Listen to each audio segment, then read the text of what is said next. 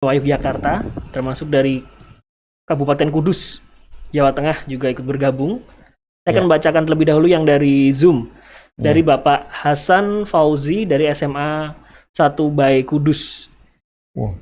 Ini pertanyaan, ada dua pertanyaan. Pertama terkait soal dalam video editing itu idealnya untuk video pembelajaran berapa lama ya Pak Oki untuk yang misalkan dikerjakan dengan smartphone dengan pertimbangan mungkin daya tahan smartphone-nya atau seperti apa. Dan ini menyambung ke pertanyaan yang kedua.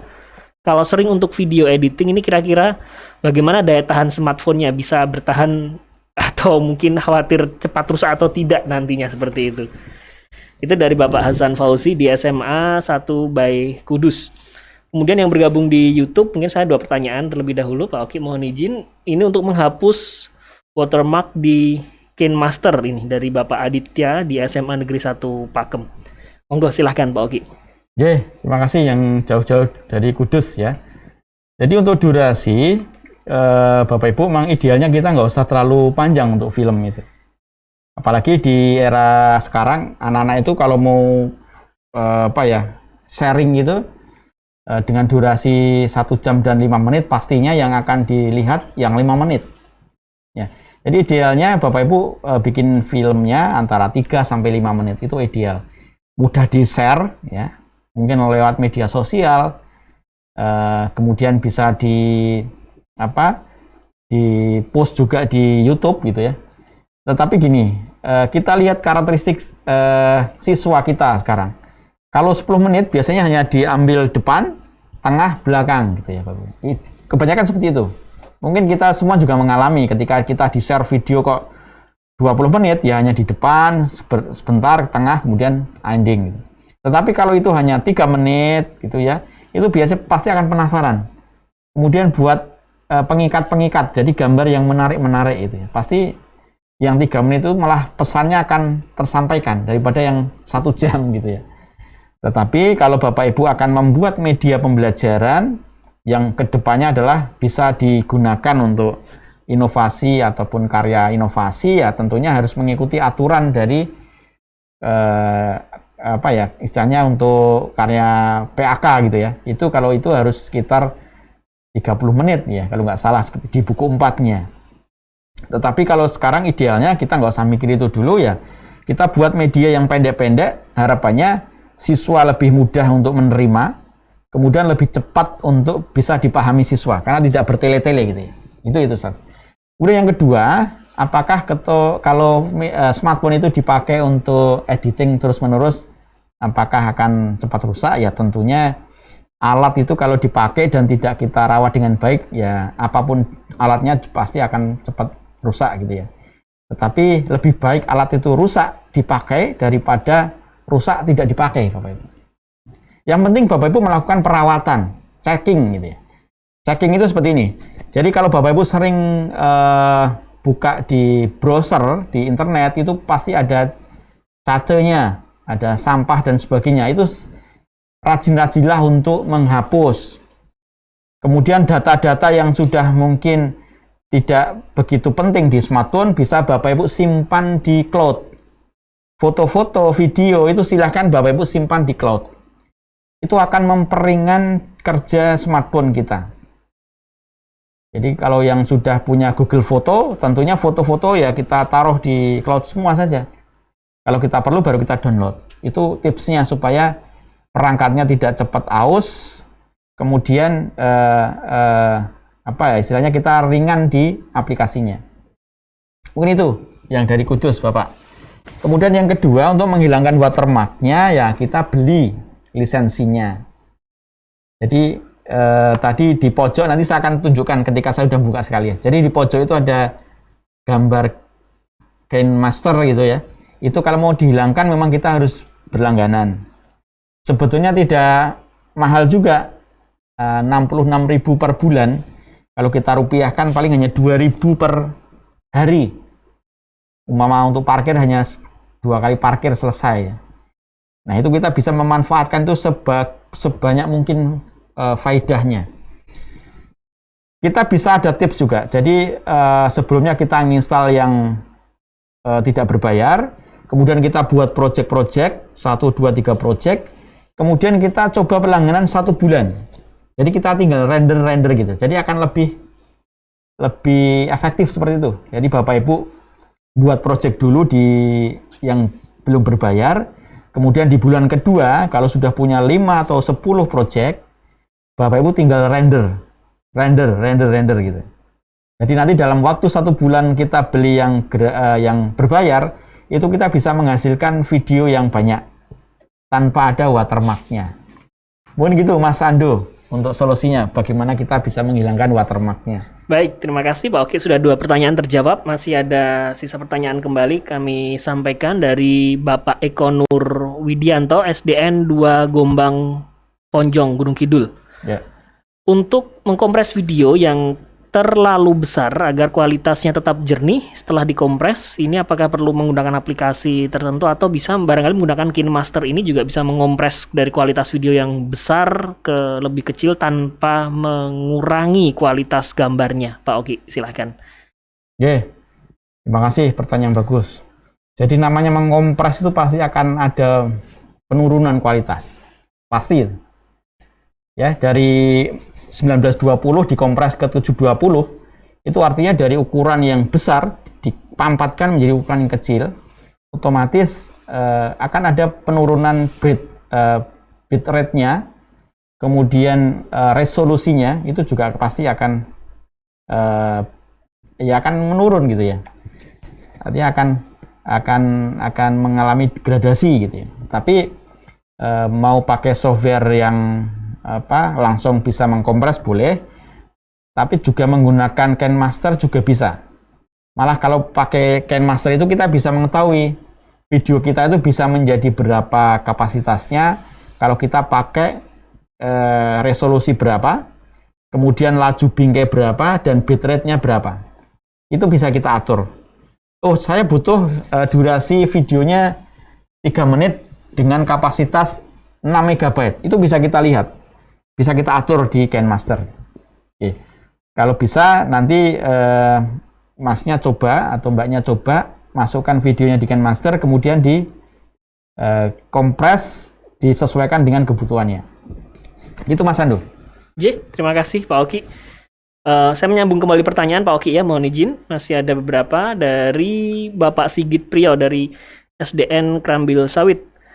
Untuk merubah posisi video yang awalnya landscape namun saat dikerjakan berikutnya ingin menjadi potret, ini harus ada trik seperti apa? Karena mungkin komposisi antara landscape menjadi potret juga jelas berbeda. Itu untuk pertanyaan pertama. Berikutnya dari Ibu Desi Kurnia Rahayu dari SDN Negeri 5 Selat Hulu.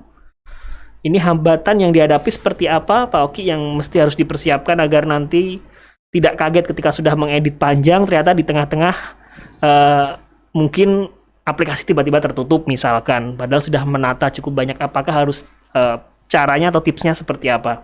Termasuk ini dari Pak Danutirta, gagal install dan diminta untuk atau aplikasi berhenti di tengah menginstal. Ini apakah ada kendala secara teknis bagaimana?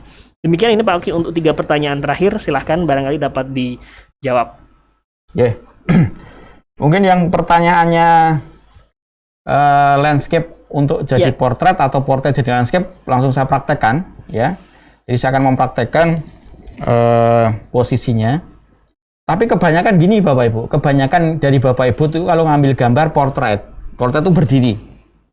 Ya. Jadi ketika kita edit di landscape itu pasti kanan kirinya akan terpotong. Ya. Jadi kanan kirinya akan terpotong itu hitam. Jadi gambarnya hanya memenuhi sepertiga dari layar saja. Contohnya seperti ini. Saya akan mencoba ngambil gambar ya, yang portrait ya tentunya. Nah, di sini mohon maaf saya coba praktekkan. Jadi di KineMaster ini kita bisa ngambil gambar. Nah, kita bisa ngambil video di sini. Nah, maaf, ini adalah portrait atau berdiri. Saya ambil gambarnya. Ya, saya ambil gambarnya. Ini di balik layarnya Bapak Ibu. Nah, seperti ini ya. Kami di studio. Oke, saya berhentikan di sini. Oke, saya ambil. Nah, kalau saya edit itu seperti ini Bapak Ibu. Jadi kanan kirinya kosong. Jadi project kita itu landscape projectnya, karena akan saya tayangkan di YouTube dan sebagainya, kita butuh landscape. Tetapi gambar saya portrait. Nah, yang bisa kita lakukan adalah kita pasti akan mengurangi atas bawahnya, ya, akan mengurangi atas bawahnya. Nah, di KineMaster ini ada fasilitas namanya ini Bapak Ibu. Jadi kita menggunakan pan and zoom. Ya, jadi posisi awal seperti ini gambar bisa kita besarkan dari mana posisinya yang akan kita ambil. Contohnya dari ini kita ambil kamera di sini. Kemudian kita klik, ini ada sama dengan posisi akhir. Nah, jadi nanti gambarnya akan jadi seperti ini Bapak Ibu. Saya apply. Ya, jadi gambarnya akan landscape. Cuma akan terpotong atas dan bawahnya. Tuh. Nah, makanya Bapak Ibu kalau jadi yang pertama sebetulnya mungkin maaf tadi saya kelupaan. Jadi yang pertama adalah kita membuat project baru seperti ini. Ini tadi saya kelupaan di depan. Kalau Bapak Ibu membuat project baru, silahkan Bapak Ibu sesuaikan dengan kebutuhannya. Ini untuk apa? Kalau untuk YouTube, untuk konten di TV, itu kita mainnya landscape. Landscape itu tidur. Ya, itu kita memilih 16:9 rasionya. Tapi kalau kita mau pakai di di Instagram atau di Twitter ataupun yang mungkin butuh portrait ngambilnya, ya kita set portrait seperti ini Bapak Ibu. Ya. Kita 16:9 atau 9:16. Jadi berdiri atau tidur. Jadi kalau berdiri itu nanti kalau kita setel di landscape, kanan kirinya akan hitam. Kebalikannya kalau kita settingnya projectnya itu seperti ini ya, kita projectnya 16:9. Ini kita kasih nama latihan.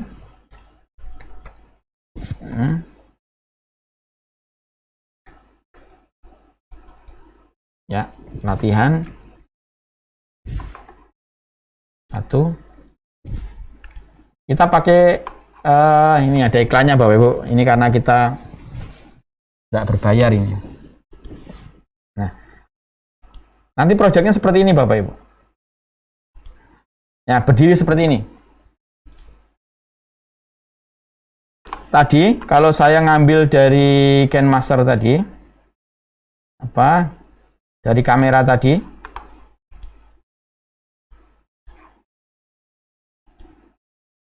Mohon maaf, mohon izin Pak Oki untuk share screen-nya belum muncul.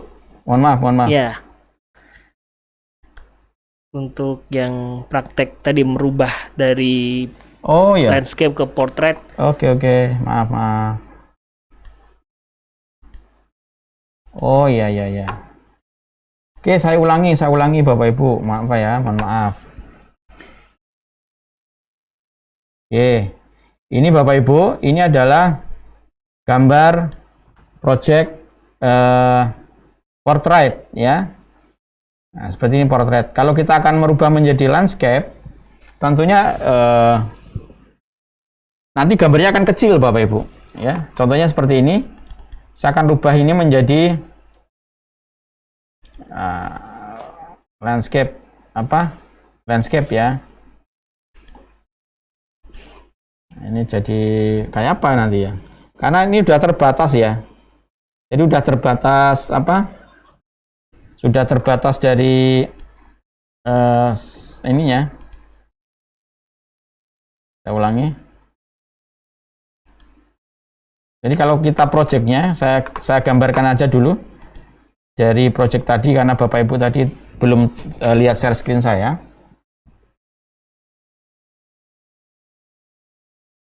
Ya, jadi kalau tadi ada gambar, saya ambil gambar menggunakan video. Nah, contohnya ini ya. Ini sebetulnya aslinya adalah portrait gambarnya Bapak Ibu. Seperti ini. Ya. Oke. Nah, ini sebenarnya adalah gambar portrait yang diedit di landscape. Supaya gambarnya itu bisa penuh, Bapak Ibu bisa klik gambarnya nih, gambarnya videonya. Kemudian di sini di menu ini ada pan and zoom. Kita aktifkan. Ya, kemudian ini kita besarkan gambarnya. Nah, yang jelas nanti akan kehilangan gambar atas atau bawah. Kita coba menyesuaikan saja mana yang fokus, yang akan kita fokuskan, kita pilih. Contohnya di kamera seperti ini. Kemudian di sini kita pakai posisi akhirnya adalah sama seperti posisi awal. Kita klik sama dengan. Nanti gambarnya seperti ini jadinya. Saya apply. Nah, jadi tidak ada lagi kosong kiri kanannya, Bapak Ibu. Itu. Kemudian tadi saya sampaikan di awal yang mungkin saya tadi kelupaan adalah ketika Bapak Ibu itu membuat project baru, ya, kelihatan di sini Bapak Ibu harus memilih rasio aspek. Jadi formatnya adalah portrait atau landscape. Ya, landscape itu yang sering Bapak Ibu gunakan ketika membuat di PowerPoint, ketika membuat di YouTube dan sebagainya, itu pakainya landscape.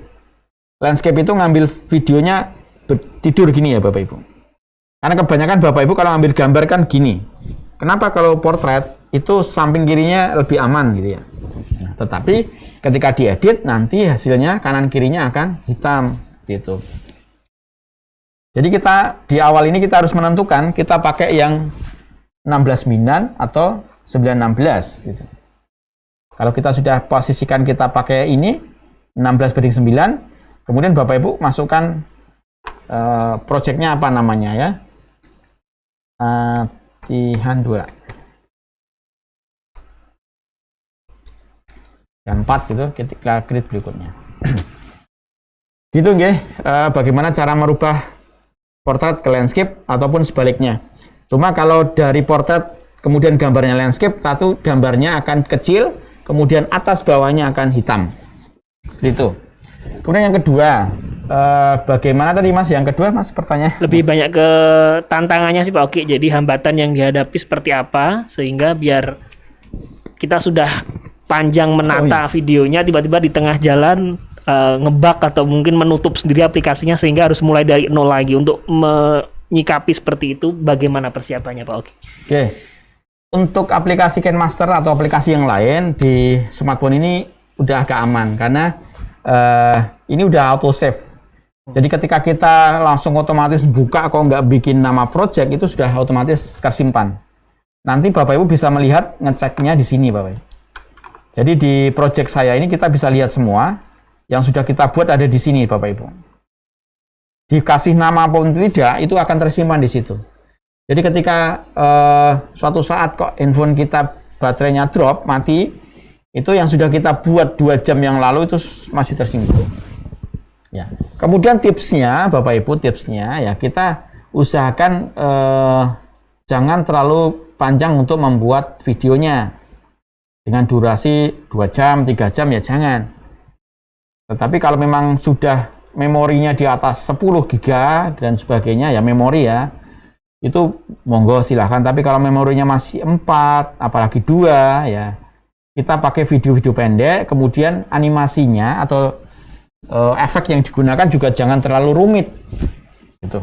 Ya paling hanya teks kemudian musik itu aja cukup. Ya gitu. Ada lagi Mas Ando? Ya terakhir ini Pak Oki dari Ibu Danu Tirta ini gagal install tiba-tiba aplikasi paksa berhenti seperti itu kira-kira Pak. Ini bagaimana? Apakah ada permasalahan dari RAM atau apa yang harus dikurangi aplikasi yang lain? Demikian Pak Oki, silahkan. Ada beberapa aspek di perangkat Bapak Ibu yang terjadi ketika gagal install.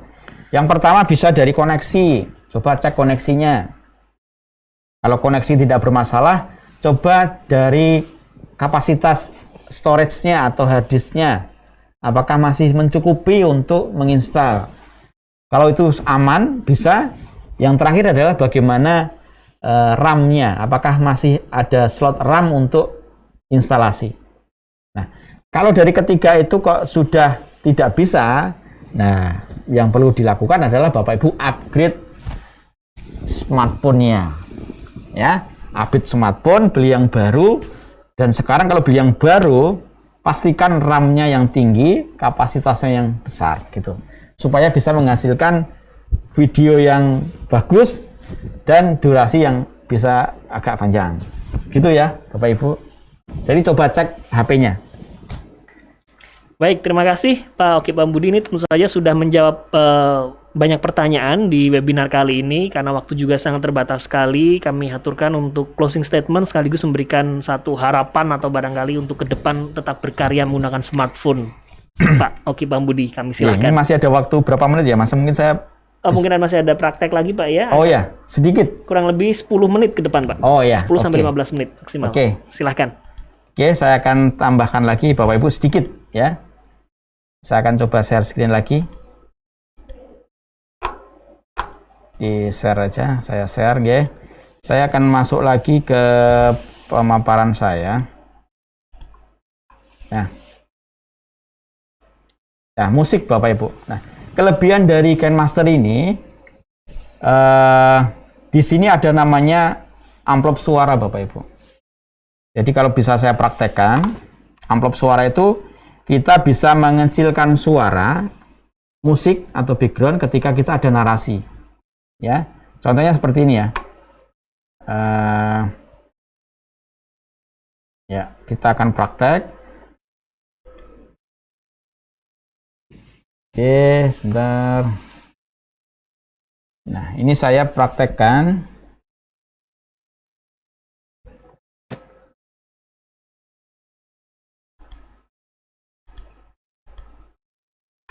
Oke. Nah, saya praktekkan bagaimana kita menggunakan amplop suara, Bapak Ibu. Saya perlihatkan. Nah, ini kita coba klik audionya, musiknya. Di sini namanya ada amplop suara atau amplop volume, maaf. Ya. Itu Bapak Ibu bisa melihat seperti apa sih? Nah, ini ada titik-titiknya Bapak Ibu. Di kelebihan dari KineMaster ini kita lebih praktis ketika ada narasi yang harus butuh keras, kemudian musiknya kita turunkan. Nih, saya kasih contoh. Nah, ini volumenya jalan sendiri Bapak Ibu. Kita bisa nyeting ya. Kita bisa play. Jadi ketika ada suara narasi, mohon maaf ini suara saya masuk, suaranya musiknya masuk nggak ini? Dari aplikasinya. Oke. Itu pas saya ada narasinya, ini narasi Bapak Ibu, itu suara musiknya turun. Ya. Ketika nggak ada naik, kemudian kalau ada, nah ini naik lagi. Instansi Balai Telekomunikasi Suara narasinya kemudian turun lagi. nomor 2 Yogyakarta. Nah, ini bisa kita lihat di amplop suara Bapak Ibu. Nah, ini bisa kita naik turunkan. Jadi ketika pas ada suara narasi, ya, ada suara narasi, ini volumenya kita turunkan. Nah, ini kelebihan dari KineMaster. Jadi ada amplop suara. Itu ya Bapak Ibu ya. Oke. Ada amplop suaranya. Kemudian, ini selain itu Bapak Ibu kita bisa di KineMaster ini kita bisa main namanya kunci chroma, atau ini saya tunjukkan di gambar ini Bapak Ibu, ini ada foto. Makanya kemarin Bapak Ibu Bapak Ibu bisa mengambil salah satu foto. Ini saya ambil dari, coba saya hapus saja Bapak Ibu. Jadi saya ngambil lapisan. Saya ngambil lapisan media di cloud. Ini saya simpan di cloud Bapak Ibu. Saya ngambil foto. Nah, seperti ini. Ini saya panjangkan. Kemudian saya akan nah ini. Saya akan menghilangkan backgroundnya, warna merahnya. Kita klik videonya, kemudian di sini kita cari namanya kunci chroma. Kita aktifkan. Nah, itu kita setel di sini Bapak Ibu. Nah, seperti ini. Kita bisa mainkan ini latar belakangnya, kita menghapus warna merahnya. Kemudian ini adalah objeknya. Ini 50-50, ini bisa lebih jelas. Kita atur seperti itu. Contohnya, ini kelebihan dari KineMaster juga. Jadi kita bisa menghilangkan background. Itu bisa berupa video dan foto. Otomatis kalau video, backgroundnya juga harus satu warna, hijau atau biru. Yang penting tidak sesuai, tidak sama dengan baju ataupun apa yang kita kenakan. Ya, oke, seperti itu Bapak Ibu. Jadi kita bisa mainkan di situ. Kemudian untuk menghilangkan ini, kesan kotak seperti ini Bapak Ibu, ini kan kesannya terpotong, apa ya, terpotong gitu ya, kelihatan. Kemudian kita bisa klik videonya atau gambarnya, kita bisa melakukan ini, kita bisa melakukan mencampur ya, klik. Saya bisa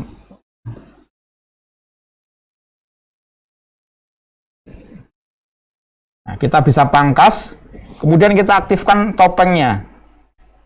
Nah, ini kita blurkan. Bentuknya bisa kita sesuaikan Bapak Ibu. Mau bulat, nah seperti itu. Ya. Jadi pemotongnya bisa kita, jadi kita potong tadi Bapak ya. Jadi saya pangkas, kemudian ini bentuknya seperti ini, kemudian kita bisa, nah ini seperti ini. Jadi untuk menghilangkan kesan terpotong kayak tadi, kita pangkas. Kemudian satu lagi Bapak Ibu, di KineMaster ini kita ada namanya lapisan juga. Yang tadi ada tanda tangan saya, ada tanda tangan gitu ya. Nah ini bisa kita ambil di lapisan, kemudian tanda tulisan tangan. Ini bisa Bapak Ibu gunakan ketika akan membuat presentasi menggunakan tulisan tangan. Nah ini tanda tangan saya ini juga bisa saya masukkan di sini. Jadi saya apply, kemudian ini ada tanda tangan. Ya, seperti ini contohnya. Kemudian di sini ada namanya efek Bapak Ibu. Di sini ada nih. Ini namanya, kita klik di lapisan, namanya adalah stiker. Nah, stiker ini Bapak Ibu bisa download di tokonya KineMaster. Ya. Mau apa modelnya? Ini banyak sekali. Bisa menyesuaikan dengan kebutuhan Bapak Ibu. Kita klik salah satunya, kemudian kita unduh. Yang penting ada tulisan gratis ini Bapak Ibu. Kita unduh. Sekali unduh itu sudah bisa dipakai berulang-ulang Bapak Ibu. Ya, kita klik. Ini kita close. Nah, dia udah ada di sini stikernya, ikon media sosial. Nah, kita tinggal menarik, kemudian diklik, ditaruh di mana. Nah, contohnya seperti ini. Ya. Kalau untuk anak muda biasanya suka masang seperti ini. Oke, itu Bapak Ibu, karena waktunya udah mepet. Kemudian yang terakhir dari proses semuanya itu adalah kita namanya publish. Kita klik publish seperti ini Bapak Ibu. Yang tadi saya sampaikan, kita bisa menyating di sini. Ini resolusinya. Semakin tinggi Full HD ini semakin besar kapasitasnya. Bapak Ibu bisa lihat perubahan yang ada di bawah ini. Sekitar kalau Full HD hasilnya adalah 169 MB. Ketika saya turunkan menjadi SD itu tinggal 42 byte. Ya, silahkan. Kemudian laju bingkai ini adalah frame-nya. Kalau kita di Asia ini adalah 25 pal. Tuh standarnya. Kemudian bitnya itu adalah kerapatan. Semakin rapat atau semakin tinggi, kapasitasnya juga akan semakin besar Bapak Ibu. Bapak Ibu bisa lihat ketika laju bitnya di atas 5 MB, itu kapasitasnya juga akan naik Bapak Ibu. Nah, Bapak Ibu bisa lihat di angka yang di sini. Ketika saya naikkan, saya turunkan, dia akan berpengaruh. Gitu. Ya. Kemudian kita simpan sebagai video. Ya, kita simpan. Kemudian yang terakhir adalah Bapak Ibu tinggal sharing. Bisa langsung di YouTube ataupun di media sosial yang lain, gitu ya. Jadi seperti yang nanti saya sampaikan di PowerPoint itu, yang nanti bisa Bapak Ibu baca, bahwa kami akan menunggu peran serta Bapak Ibu dalam mengisi konten JB Media. Silahkan membuat konten-konten, kemudian nanti Bapak Ibu mendaftar menjadi kontributor di JB Media Jogja Belajar. Pastinya Bapak Ibu nanti akan menjadi kontributor kami berupa media video yang bisa juga dinikmati oleh Bapak Ibu guru yang lain. Jadi Bapak Ibu bikin sekali bisa dinikmati oleh orang banyak, gitu ya. Silahkan di-share di Jogja Belajar. Bapak Ibu nanti bisa menjadi kontributor, bisa upload dan sebagainya. Tetapi memang harus melalui verifikasi dari Balai Tekomdik, seperti itu. Begitu Bapak Ibu, dan kami tunggu di Jogja Belajar hasil dari video Bapak Ibu. Sekali lagi saya mohon maaf tadi sebetulnya kalau mau durasinya lebih panjang kita bisa lebih detail, tetapi karena waktunya juga terbatas jadi seperti itu. Itu Mas Ando. Baik, terima kasih.